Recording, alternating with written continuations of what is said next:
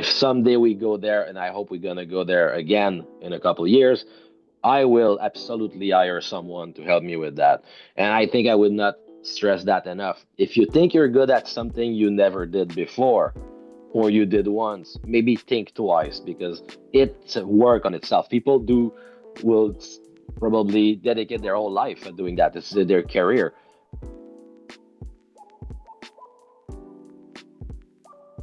What are the biggest challenges you face in scaling Delve from a startup to a company attractive enough, you know, for the acquisition by SecureWorks? So I think, like I've said a bit earlier, we are not business people. We were engineers that built a product, well, built a machine, then built around it, raised capital around this product. But there was a lot of things we didn't know. So if you want to sell your company, there's I would say a baseline of quality that you have to have in your books, in your provisions, the way you run your board, the way you formally do the things as a business. And I would say that we had none of that 3 to 4 year prior to the acquisition. At some point, I had advisors in the States that we've met through the story, and we were trying to raise capital, and one guy came in. He had sold a large company before. He was interested in investing in the business. But I think he saw that. He saw that we were lacking kind of the foundation. And then he said, I'm going to invest, but you're going to hire me as well as a COO, which we did. And then at that point started the process of getting much better at operating a business, like proper forecasting, proper reconciliation of revenue, numbers, cleaning up the structure of the business. And it really added a lot of work that we knew existed or that we would have to get there at some point, but it kind of forced us to go through that. It was really painful because obviously, if we didn't get there in the first place, it's because we didn't like to do that. We had to learn how to do that kind of on the spot. But it was probably one of the most important aspect of the transaction when we ended up selling, how clean our books were, how well built our data room was, how TD everything was at the right place, everything was reviewed, compliance was spot on. So that was probably one of the biggest change we had to do or to implement on top of the people we were in order to be able to sell the business. And it's something that I would say that even today in my new business helped us raise and go forward because we started with that from the ground up. We're still learning a lot, but we're way Yeah. better than we used to be. And this COO investor came in like how early versus the actual like acquisition process? I think he came in 3 years before the acquisition, so late stage. Okay. Uh, yeah. And so can you maybe walk us through the key milestones of the acquisition process with SecureWorks? Like from initial contact to closing the deal, was that like, did they contacted you guys? Did you hire an investment banker and run through a like standard process? Just help me understand like the key milestone there. Okay, so I don't think we followed, I don't think there is a single standard process. So for us, we were already close to an investment bank called AGC. They had a yearly event that was pretty much a lot of things, like an event for their portfolio company to come and present in a private conference about what they did, how they're doing their margin, what is their next plan. And in that event, you have this kind of speed dating meetings where you can either go find better clients, discuss what you do, seek for investment, or maybe seek for an acquisition. And we were already going there year after year on their invitation because these banks kind of grow their portfolio as well. So they get interesting startup to participate in the process. And then we already had decided we would probably go for an acquisition. I would say probably go because it's not something that you'd like, okay, January the 13th, we decided we're going for an acquisition. It was kind of a small process that lasted about a month. But we had this strong goal or strong idea that we were to go for an acquisition. So at AGC, we've booked a lot of potential acquisitor, telling ourselves, well, you know what? Let's just figure out if we can get good, bigger clients, or see if there's an interest for something else. And when we did the speed dating with them, I think we were kind of direct about maybe the option of having a long-term relationship or a different kind of relationship was on the table, although we were not looking for that. And one company said, you know what, we understand where you are. We're really interested in looking at what you have. Maybe just as a partnership, uh, like one of your biggest client, and we get discount. But as the discussion continued through the months, it really became clear for them that the best option was probably to buy us completely. So took probably 2 months of back and forth, demos, trial runs, trying it on their client, their systems, and then we got the call where, listen, guys, we like you, we like the team, we like your product. Would you be interested in going for maybe an acquisition?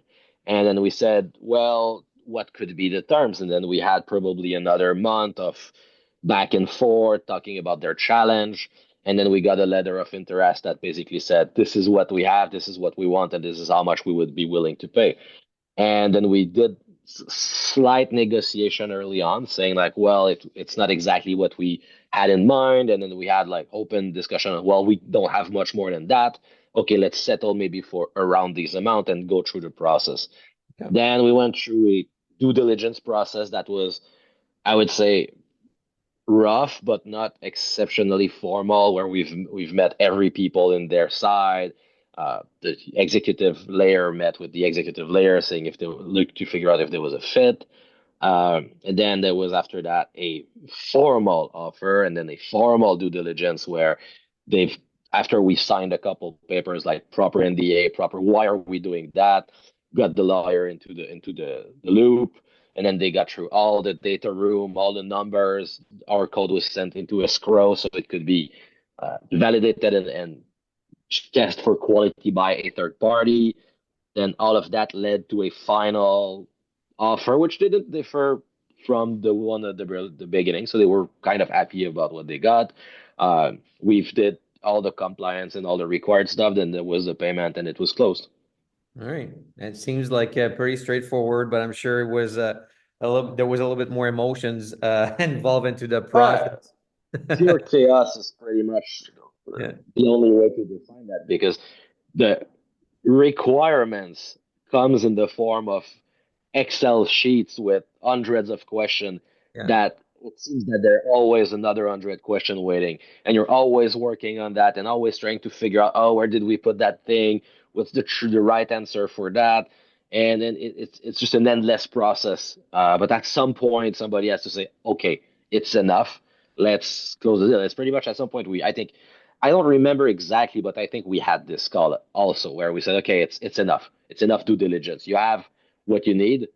More than that is we're losing our time. Well, maybe we didn't use these words exactly, but No, it's pretty that's much what. it's great. I want to go back to a few things that you've said. Like there's a lot of like and very good insights in what you've just shared, Gabriel. So you've mentioned that you've kind of like used the AGC event as what I described, like mapping out the ecosystem. So building relationship with people in the ecosystem that can be partners, maybe potential acquire, maybe even like potential acquisition targets for you guys or people that could invest in your money. So this is where you've met like secure works that became like your acquire. Now a lot of people, a lot of founders are scared of opening the kimono when they get to these kind of like early conversation about like, oh yeah, would love to see what you guys are building and would love to kind of understand your technology and would like to see under the hood. So how did manage that? Like, were you like pretty open with what you guys have built? Have you guys signed NDAs? And even with NDAs, like help me understand that initial like process of secure works wanted to kind of like do their due diligence, figure it out like, are these guys for real and are they a potential acquisition target for us? And you like thinking, okay, though, these guys can also copy what we're building. They can maybe steal some of our IP. They can steal some of our people. So like, I'd love to hear you on that specifically. I think it's a dance. Like everything comes into a process. Uh, you have to keep in mind, like, okay, what's the most thing we would show to a potential client? Yeah. So let's start by considering them a potential client. Everything we would show to a client, we can show them today because worst case they're gonna buy it and they're gonna use it as a client. So we started like that, doing demos, having them install it, run it in their systems. Do you like it or not? Then after that came the question, would you be interested in a more in-depth partnership? And then at that point, we tried to figure out, okay, why, for which reason would they do that? What's their goal on their side? It was kind of clear, but we had to ask ourselves these questions. Then came the moment where they said, "Well, we would like to see a bit more in depth," and they were okay. Well, would you be willing to sign more documents so we could protect ourselves a bit? So we started with that, opened a bit more, got them with internal engineering meeting, like how does this thing works, like what's the model, but still up to that point, it was pretty much what we would be presenting in conference. So a bit Yeah. like the how the secret sauce work, but not exactly how it works. But you can now have a view inside of that. And then came the LOI. And then when you get an LOI, you have to do it a choice. Like it's clear now what they want to do. So you have to open yourself a bit more.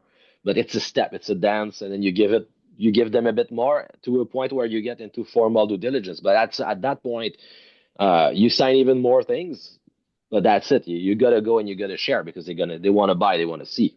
Absolutely. Uh, I don't think we ever feared that they could develop or steal what we've did. There's always a reason why a company doesn't already build it. They were using the competition in part of their system. Building a system like that with 10 devs took 4, 5, 6 years. Lots of proprietary science was there. Even if we told them we're doing that, doesn't mean we're showing them how actually do it. And I would say the more complex your system is, the more advanced it is, the harder it is to replicate. But since they were already using the competition, it's not like they were already trying to compete in that space. I don't know if it's always the case for every single purchase, but for us, we were in a good position to say, well, you can have a look under the hood. We know we are not building that, and if you do it, by the time you get there, we will be somewhere else. So Yeah. it's always a risk. Zero risk doesn't exist, Yeah. uh, but you gotta be realistic with yourself as well. Absolutely. So you also mentioned that at some point somebody had to say, okay, so listen, like we've shared a lot of information now, like let's move on. So did you guys like hired an investment banker, an M&A advisor, or you did that with your COO that had like kind of that previous experience? Yes, exactly. So he had previous experience in selling a large business. He was still on the board of the acquirer on the other side, and he was trained in business in that. So he had more than just experience. He had formal training for that. So he was the one that ran the transaction. Um, if someday we go there, and I hope we're gonna go there again in a couple of years, I will absolutely hire someone to help me with that. And I think I would not stress that enough. If you think you're good at something you never did before, or you did once, maybe think twice because it's a work on itself. People will probably dedicate their whole life at doing that. This is their career. So they're better than you. So you're better with someone that did it in the past, even if you think you're gonna be good. I mean, you might be the only few amongst 100,000 people that got it from the first and is super good at that. But are you willing to take that risk? Is a Yeah. better question. Yeah, absolutely. I wanna go and talk about valuation. And there's obviously there's the number part, but like I think that even more fundamentally there is the value creation driver. So, either through the process or after the transaction was made, like what would you say were the main things that impacted positively the valuation that SecureWorks was ready to offer for your company? Like was it like talent, IP, revenue, all of the above, none of the above? Just would love to hear you a little bit more about value creation drivers. I think there's a lot of answers to that. It really depends on the specific company you're selling and whom you're selling to. When you start with the idea of selling your business, you look at how people evaluate company. So some will be comparable deals. You'll look at, oh, this competitor was doing almost the same as I did, sold for that much to that competitor. Try to figure out why did they got this kind of valuation, and then you take like the typical driver sales.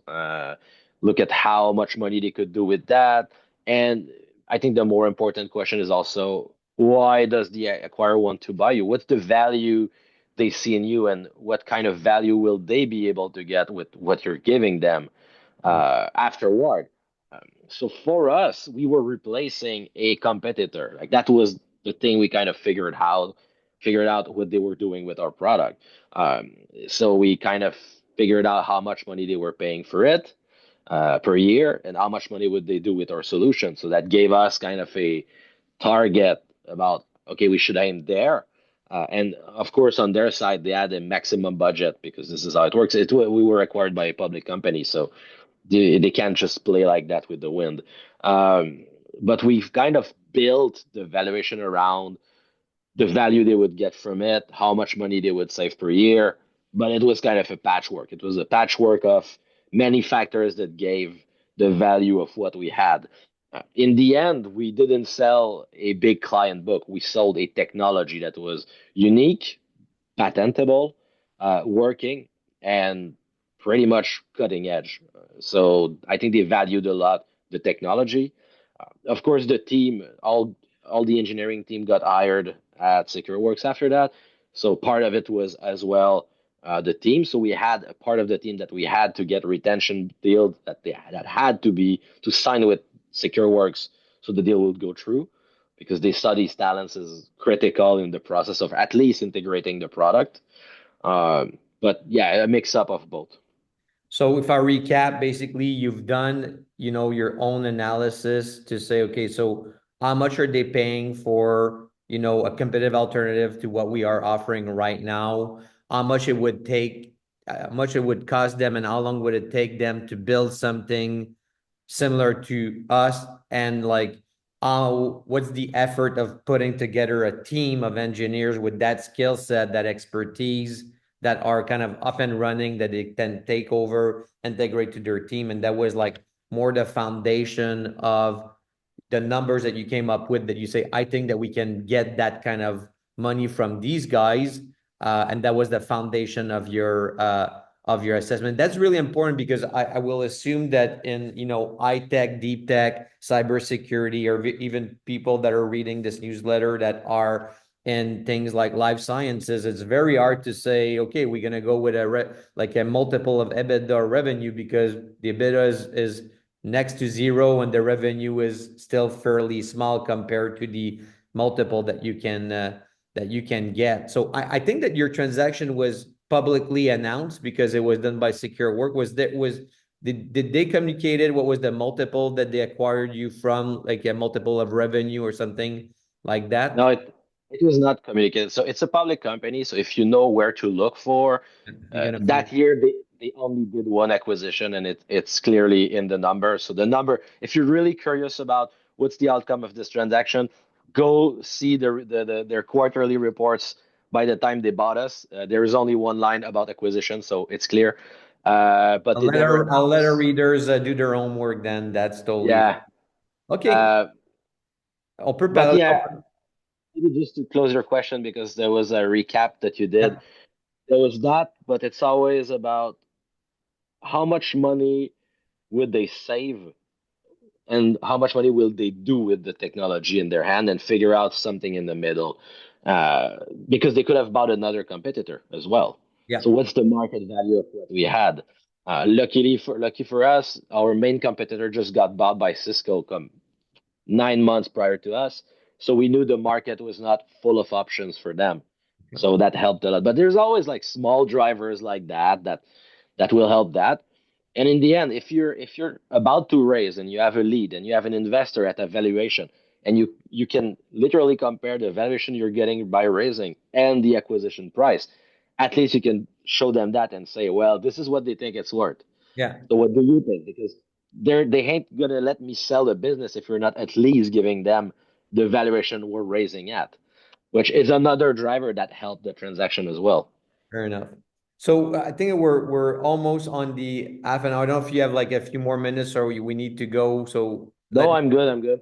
Okay, so I'm just gonna ask like maybe two, three more questions. I'm gonna That's wrap good. it in the next 10 minutes. So I'd love to touch on something that we don't touch very often, but I think it's very important because you've mentioned that Secure Works basically like, one of their, driver for the acquisition was the team. So help me understand like cultural fit and integration. Like, how did you guys assess the cultural fit and how did the integration take place? So lessons learned, things that went well, things that could have been improved. Would love to hear you on that specific subject.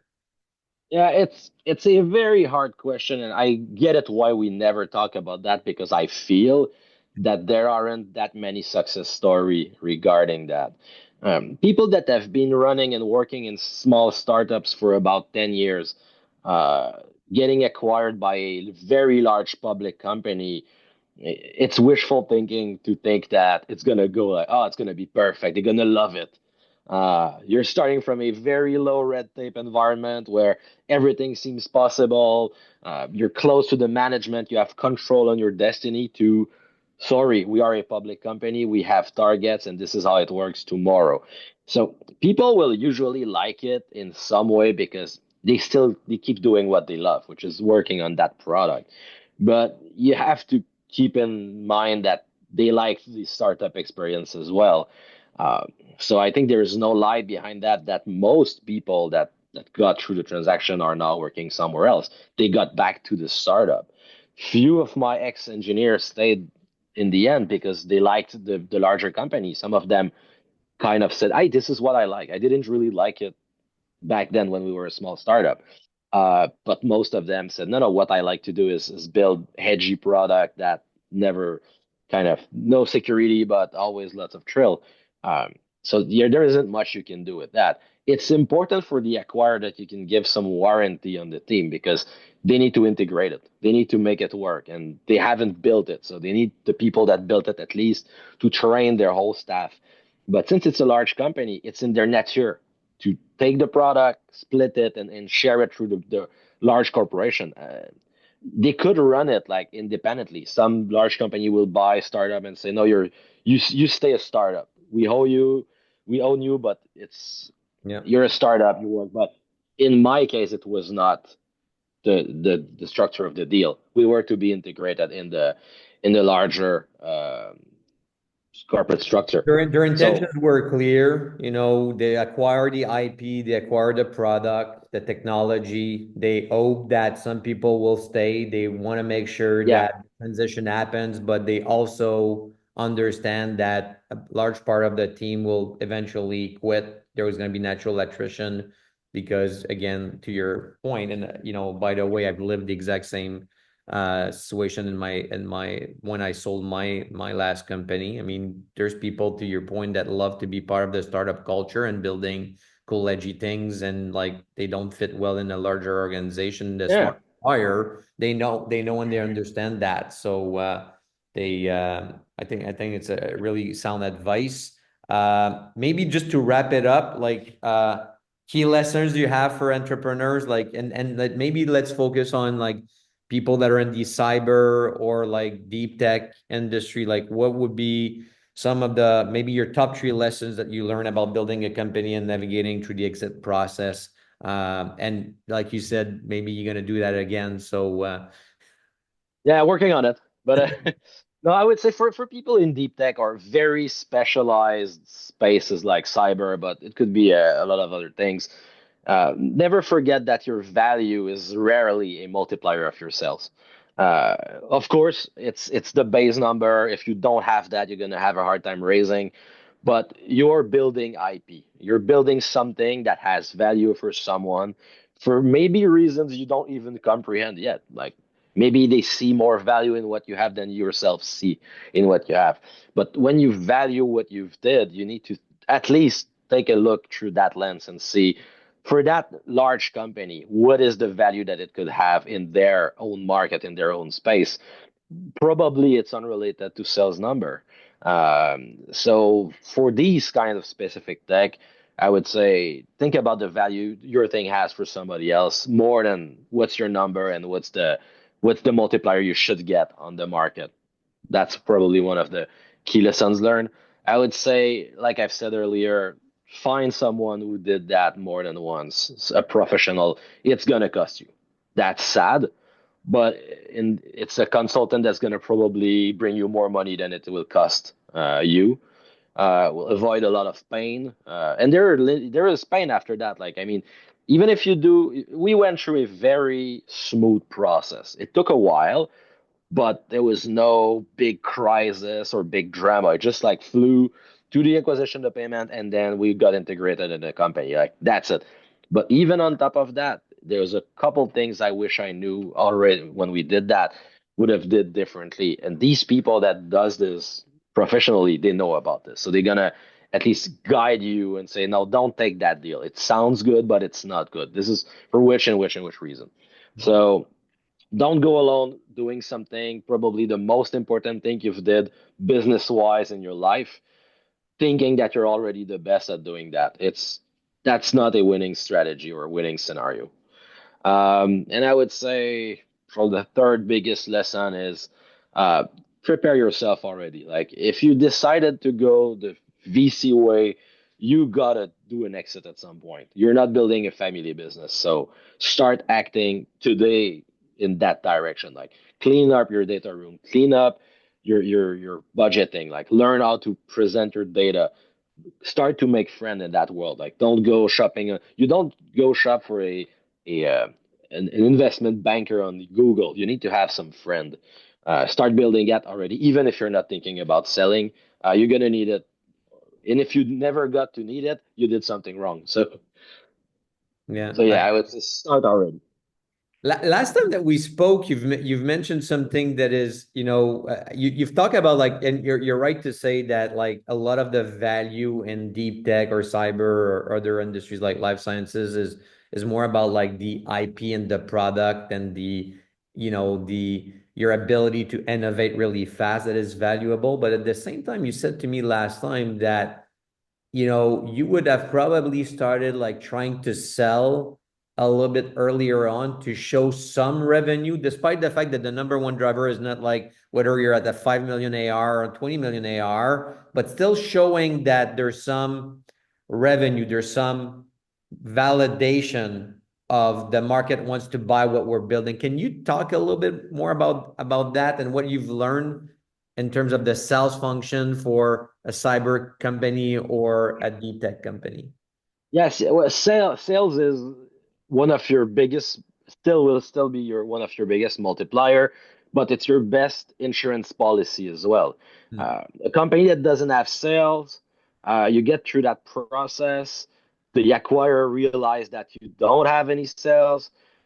They're not idiots. They're gonna be like, oh, so they're gonna have a hard time raising. I'm just gonna wait. I'm just gonna grind them for a long time, and then at some point they won't. The only option will be my option.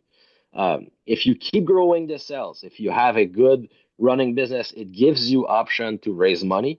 It shows them that you're independent. You don't need them. You have a running business, and the more they wait, the more expensive it's gonna get. Because if you get and you raise your sales, at some point you're gonna get to a point where the sales number will overcome the value of the technology, and then you're gonna fall into that space where it's even better because now not only you have the tech, but you have the numbers and the clients, so it's going to be a multiplier on their acquisition price. So it's not that the thing is, it's not that we've learned that we should have started selling earlier. I wish we would have been better at selling earlier in the process. We had to learn how to actually do that. Yeah. um, so this is something we really put an emphasis on the new business, which is start as early as possible because it's always great to have good sales numbers. So Not a deal. sales and revenue gives you optionality to your point. Yeah, it gives you an insurance because Yeah. if everything fails, you still have a business. One of the things we haven't mentioned, and I think it's super interesting, you have to survive the acquisition process because there's a fair chance it's gonna fail. Lots of deals die at the due diligence stage. So what do you do if you're out of money at that point? You need to be able to survive the process and be in a position to raise capital if you fail selling the business. because otherwise you're gonna die. Like the sales process is gonna kill your company. That's great advice. And just on that sales function, just to wrap it up, I think that people are always asking that question. So I'll like let's say if you look at Delve at the moment of the acquisition, how big was the team by then? Like how many people were in the company?